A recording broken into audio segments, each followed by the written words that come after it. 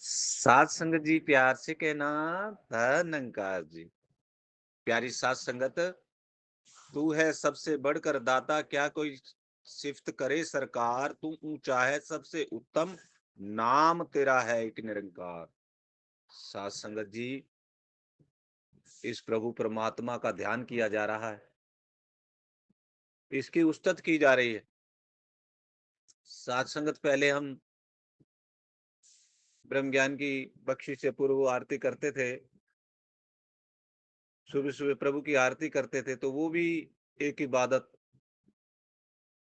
एक अपने सारे मन के भाव होते थे। तो सारी आरती में भी समर्पण होता था। तो सत्संगत, आज का ये शब्द भी एक आरती का ही रूप है। इबादत की जा रही है प्रभु की, और सत्संगत ध्यान किया जा रहा है। भक्त ध्यान कर रहा है अपने मालिक का, और समर्पित हो रहा है, और अपने सच्चे पातशाह को ही वडियाई दे रहा है। संत हमेशा गुरु की बात करता है, प्रभु की बात करता है, और प्रभु को ही अपने सारे कार्यों में आगे लेकर के चलता है। साथ संगत, ये एक सच्चे भगत की भक्ति होती है। तो यही सत्संगत आज इस टॉपिक में आ रहा कि तू है सबसे बढ़कर दाता, क्या कोई सिफ्त करे सरकार। सात संगत, महात्मा बतलाते हैं कि सारे समुद्र की स्याही बना दी जाए, और इस धरती के ऊपर जितने वृक्ष हैं, सारे वृक्षों की कलम बना दी जाए, तब भी प्रभु परमात्मा की वडियाई को, उस तत्व को लिखा नहीं जा सकता। लख जबाना कर ले इकट्ठी, इकट्ठी कर लइए, तामी उस्तद तेरी नहीं गा सकती। कि लाख जबाने इकट्ठी कर लें, तब भी प्रभु आपकी उस्तद गाना संभव नहीं हो। और सत्संगत,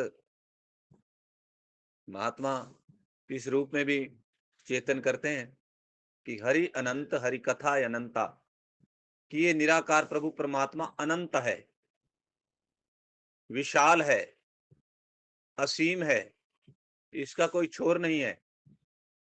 इसी तरह सत्संगत, इसकी उस्तत का भी कोई छोर नहीं है, वो भी सत्संगत नहीं, इस जुबान से गाना संभव नहीं। ये तो भक्त का प्रेम है कि सत्संगत भगत की ये तिलफुल सेवा सच्चे पातशाह स्वीकार कर लेते हैं, और सत्संगत प्रेम से आशीर्वाद देते हैं, अपने सारे भक्तों को प्रेम देते हैं, और भक्त और भगवान के वो प्रेम का नजारा एक अद्भुत बन जाता है। तो सत्संगत, तू ऊंचा है सबसे उत्तम, नाम तेरा है एक निरंकार। अब सत्संगत, नाम तो सारा संसार जप रहा है। यहाँ पर सत्संगत शब्द आ रहा है कि नाम तेरा है एक निरंकार।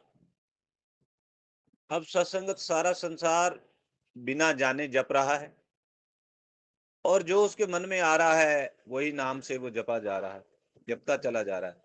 लेकिन सत्संगत, नाम जपने का भी तरीका महात्मा बताते हैं कि पूर्ण मुर्शद की शरण में आके पहले दर्शन करके, फिर इसको जान करके, फिर इसका नाम लिया जाता है, जो गुरु आशीर्वाद दे दे। तो सत्संगत निराकार प्रभु सकार सतगुरु रूप में आकर के ये आशीर्वाद देते हैं, रमे राम के दर्शन भी करवाते हैं, आत्मबोध भी करवाते हैं, और फिर ये नाम भी देते हैं कि आपने इस नाम से प्रभु का ध्यान करना है। तो आज वर्तमान में निरंकार के नाम से, एक तू ही निरंकार का नाम दिया है प्रभु ने, कि अब इस वक्त आपने तू ही निरंकार, मैं तेरी शरण हाँ मैनू बख्श लो, इस तरह से इस नाम से आपने बंदगी करनी। ये सारा प्रभु का बताया हुआ है, सत्संगत कोई अपना मन से नहीं कि जो आया। तो सत्संगत, आप हम सभी बड़े भागों वाले हैं कि कैसे निराकार सकार सतगुरु रूप में आकर के हमारे जीवन में आकर के हमें निर्देशित कर रहे हैं।